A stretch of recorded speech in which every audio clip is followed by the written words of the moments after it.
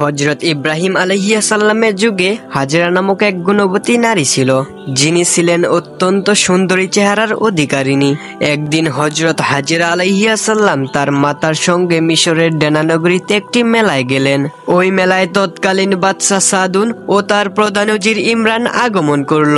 বাদশাহ সাদুন হাজেরার সৌন্দর্য দেখে অতি মুগ্ধ হয়ে তার প্রধান উজির ইমরানকে বলল, হে উজির, এত সুন্দর রমণী আমার রাজ্যে থাকা সত্ত্বেও তুমি কেন তাকে আমার কাছে হাজির করনি? অথচ এইটাই ছিল তোমার নিকট প্রধান কাজ। যাও, তুমি এই মুহূর্তে এই সুন্দর নারীকে আমার কাছে হাজির করো, অন্যথায় তোমার গর্দান কাটা যাবে। বাদশার কথা শুনে উজির তার সাথীদেরকে নিয়ে হাজেরা আলাইহিস সালামকে খুঁজতে বের হলেন। এইদিকে হাজেরা আলাইহিস সালাম ও তার মাতা এই বিষয়টি বুঝতে পেরে মেলার এক পাশ থেকে বাড়ির দিকে রওনা দিলেন।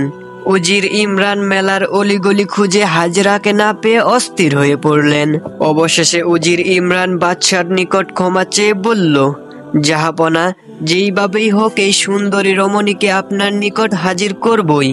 আপনি এবারের মতো আমার প্রাণ ভিক্ষা দিন, আমাকে আর একটি মাত্র সুযোগ দিন।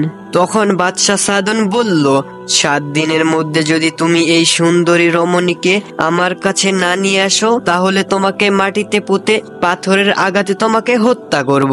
এইদিকে হাজেরা ও তার মাতা তাদের গৃহে প্রবেশ করলেন। তখন হাজেরা আলাইহিস সালাম কান্না ভরা কণ্ঠে বললেন, মা, আমার মনে হয় আমার আর এই ঘরে থাকা ঠিক হবে না। বাদশার লোকজন হয়তো এখনই এই ঘরে চলে আসবে, তাই আমি এই রাতের অন্ধকারে কোনো এক গভীর জঙ্গলে চলে যেতে চাই। আপনি আমার জন্য দোয়া করুন, যেন আল্লাহ তাআলা আমার ইজ্জত রক্ষা করেন। মা তার কলিজার টুকরা হাজেরাকে জড়িয়ে ধরে বললেন, তোমাকে আমি একা যেতে দেব না, তোমাকে আমি একা যেতে দেব না, তোমার সাথে আমিও যাব। তখন হাজেরা আলাইহিস সালাম বলল, মা, আমাকে বনে বনে দৌড়াতে হবে। আপনি এই দুর্বল শরীর নিয়ে বনে বনে দৌড়াতে পারবেন না, সুতরাং আমাকে আপনি বিদায় দিন। আমি সুযোগ পেলে মাঝে মাঝে আপনাকে দেখে যাব। অতঃপর হাজেরা আলাইহিস সালাম বাদশাহ সাদুনের ভয়ে রাতের বেলায় নিজ গৃহ ত্যাগ করলো এবং গভীর জঙ্গলে চলতে লাগলেন। কষ্টে তার বুক ফেটে যাচ্ছিল। ওইদিকে তার মাতা 2 হাত তুলে হাজেরার জন্য দোয়া করছিলেন। ইতিমধ্যেই 3-4 জন লোক এসে উপস্থিত হলো এবং বাহির থেকে বলতে লাগলো, এই সুন্দরী রমণী হাজেরা, তুমি বাহিরে চলে আসো, আমরা বাদশাহ সাদুনের হুকুমে তোমাকে নিয়ে যেতে এসেছি, তোমাকে এখনই বাদশার নিকট যেতে হবে।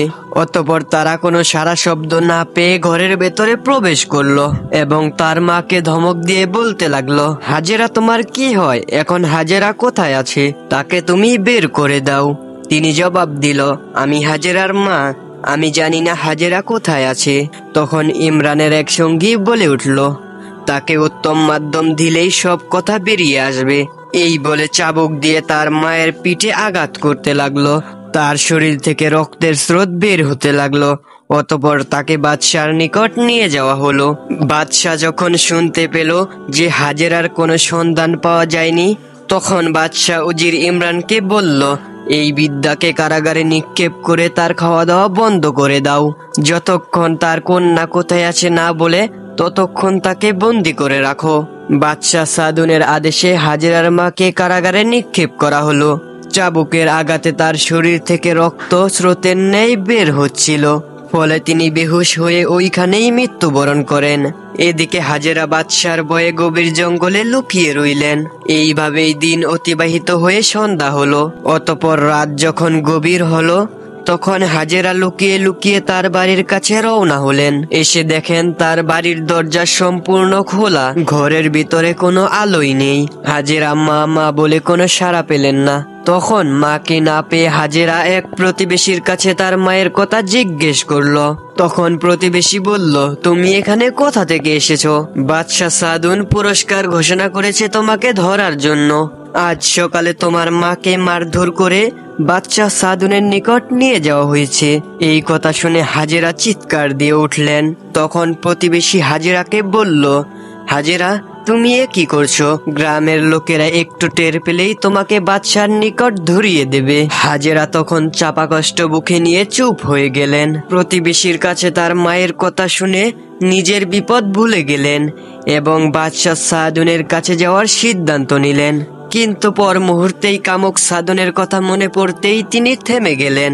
তখন প্রতিবেশী হাজেরাকে বলল, হাজেরা, তোমার এইখানে থাকা নিরাপদ নয়। এইভাবে অসুস্থতায় 5 দিন চলে গেল।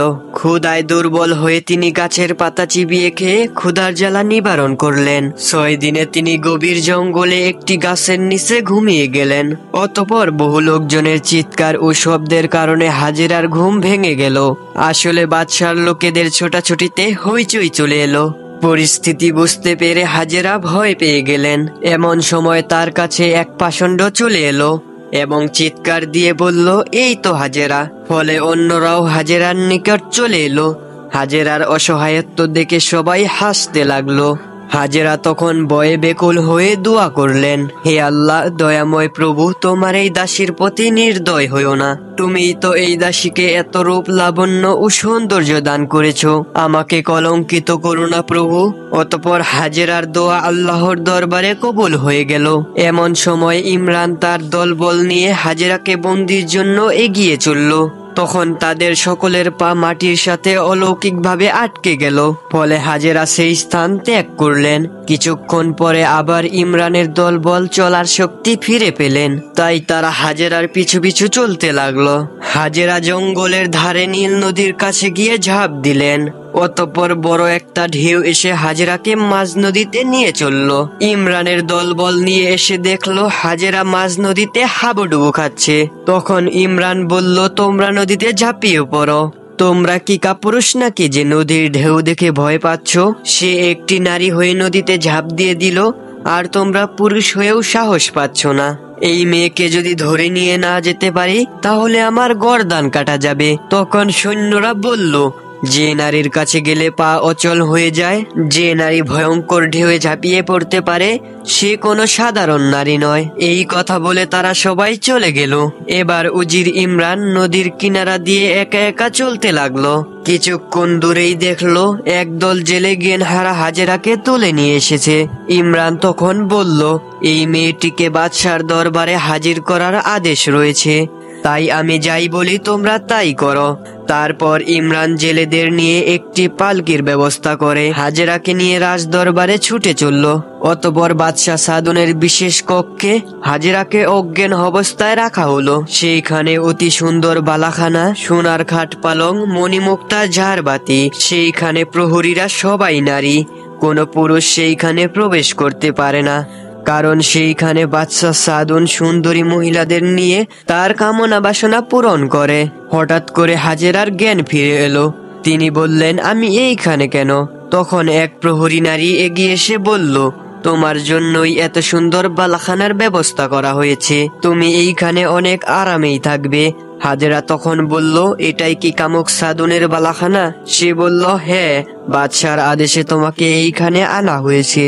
আমরা সব দাস দাসীরা তোমার সেবা যত্নয় নিয়োজিত থাকবো। তখন হাজেরা বলল, আমাকে এইখানে কেন আনা হয়েছে তা তো তোমরা অবশ্যই জানো, দয়া করে তোমরা আমাকে এই বিপদ থেকে রক্ষা করো। তখন সে বলল, মা, আমরা তো বাদশার হুকুমের দাসী, আমাদের এইখানে কিছুই করার নেই। তখন হাজেরা কান্না বিজড়িত কণ্ঠে বলল, আর কিছু যদি নাই পারো তাহলে আমাকে হত্যা করো। ইতিমধ্যেই একজন দাসী তার জন্য খাবার নিয়ে আসলো, কিন্তু তিনি খেলেন না। 2 চোখের অশ্রুতে বুক ভাসাতে লাগলেন আর বললেন, তোমরা কি জানো, 1 সপ্তাহ আগে বাদশার লোকেরা আমার মাকে ধরে এনেছে।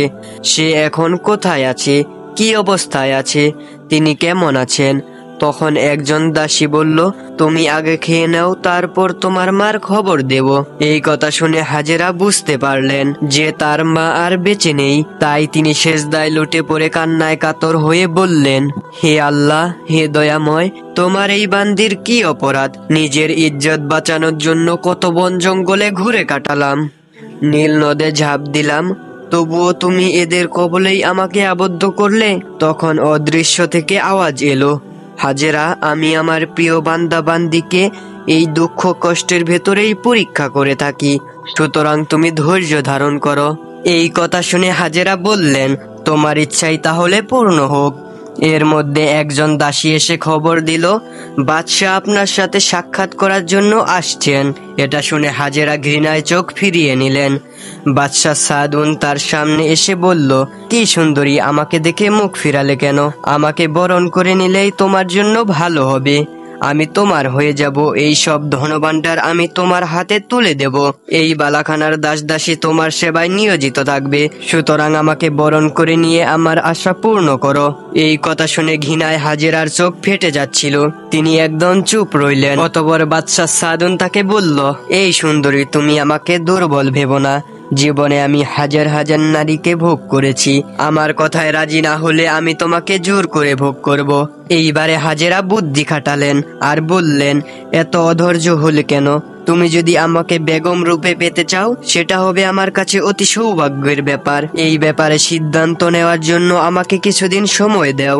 এই কথা শুনে সাদুন বলল, তুমি সুস্থ হলেই আমাকে আদেশ করবে, আমি তাই করব। এটা বলে সাদুন রাজদরবার থেকে চলে গেল। কিছুদিন পরে বাদশাহ সাদুন আবার এসে বলল, হে সুন্দরী, তোমার মতামত কি এখনো ঠিক হয়নি?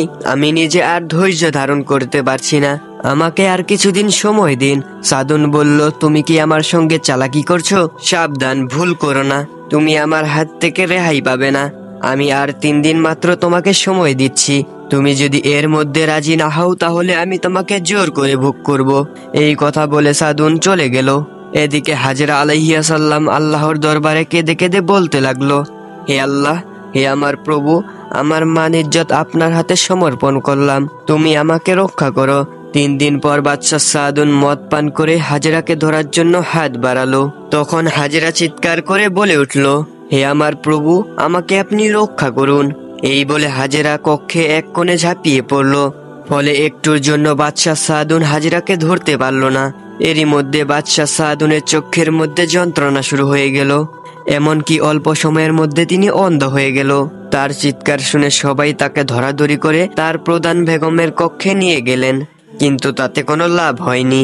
তার 2 চোখ একেবারে অন্ধ হয়ে গেল। ফলে বিবি হাজেরা আলাইহিস সালাম তার হাত থেকে রক্ষা পেয়ে গেলেন।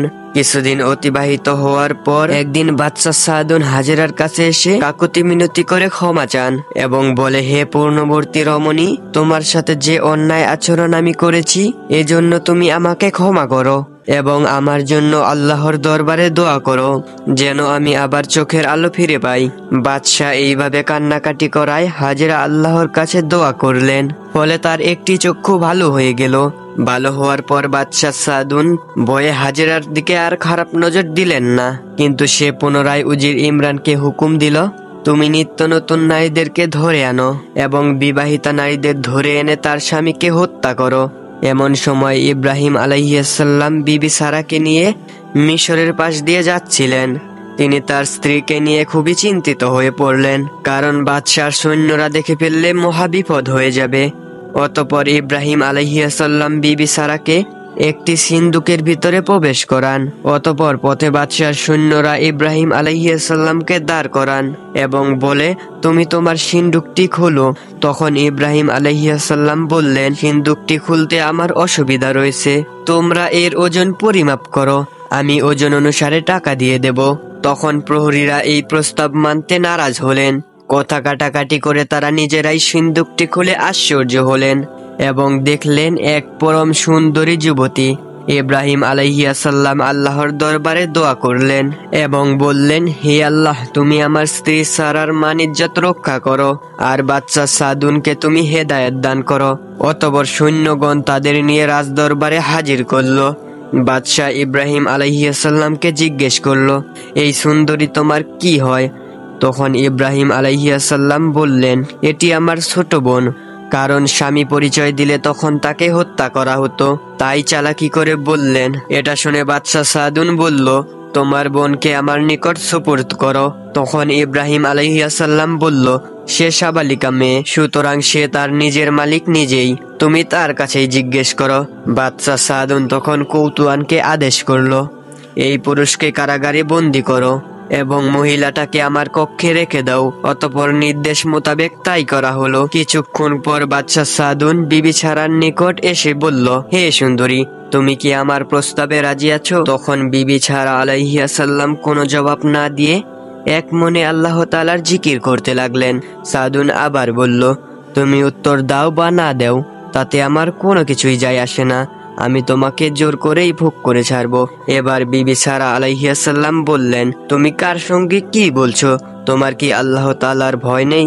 সাদুন তখন অট্ট হাসি হেসে বলল, আমি কাউকেই ভয় করি না। এই কথা বলে সে সারা বিবির দিকে এগিয়ে চলল, কিন্তু একই, তার পা দুটি আর নাড়াতে পারছে না, মাটির সঙ্গে যেন আটকে আছে। তখন বাদশা চিৎকার দিয়ে বলল, তুমি আমার পায়ের উপর জাদু করেছো, তোমার চালাকি আমি দেখাচ্ছি। এই বলে তার সম্পূর্ণ শক্তি দিয়ে ঝাঁপিয়ে পড়লেন তার কামবাসনা পূরণ করার জন্য। কিন্তু উপর হয়ে পড়ে তার কপাল ফেটে গেল এবং ভালো চোখের দৃষ্টিও হারিয়ে ফেলল।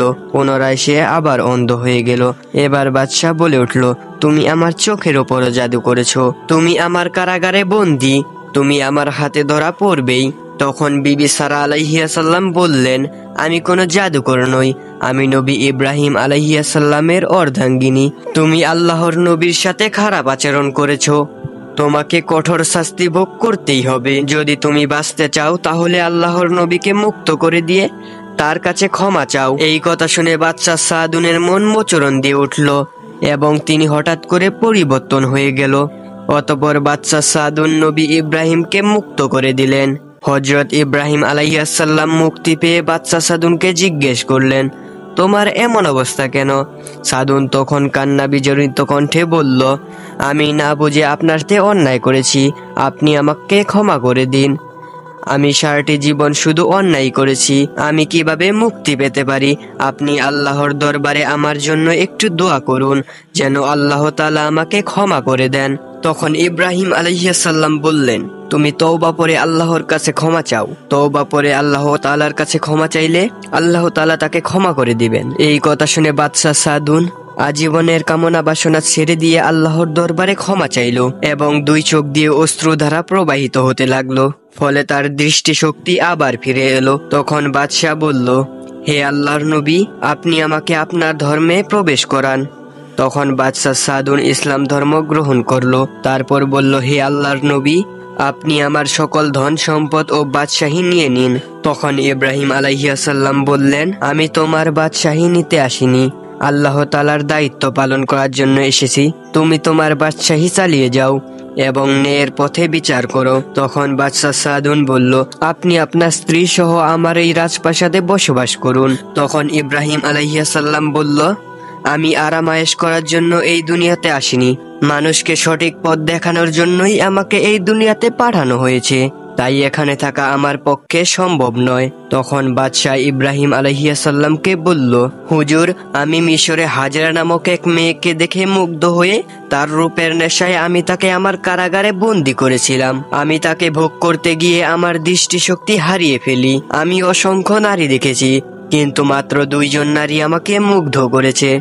একজন আপনার স্ত্রী সারা, আরেকজন বিবি হাজেরা।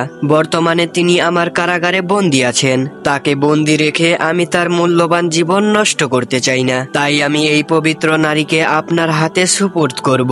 এখন আপনার মতো এই মহান মানবকে পেয়ে আমি মুক্তি পেলাম, আপনি হাজেরার দায়িত্ব গ্রহণ করুন। হযরত ইব্রাহিম আলাইহিস সালাম অপরিচিত মহিলার দায়িত্ব নিতে আগ্রহী ছিলেন না, তাই তিনি কোনো রকম জবাব দিলেন না।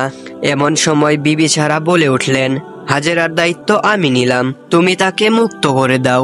এরপর ইব্রাহিম আলাইহিস সালাম বিবি সারা ও হাজেরাকে নিয়ে জেরুজালেমের দিকে রওনা হলেন। প্রিয় দর্শক, কেমন লাগলো আজকের এই ভিডিওটি? যদি এর দ্বিতীয় পর্ব দেখতে চান তাহলে অবশ্যই কমেন্ট করে জানান। আমি পরবর্তী ভিডিওতে এর দ্বিতীয় পর্ব নিয়ে আসবো। ততক্ষণে আল্লাহ হাফেজ।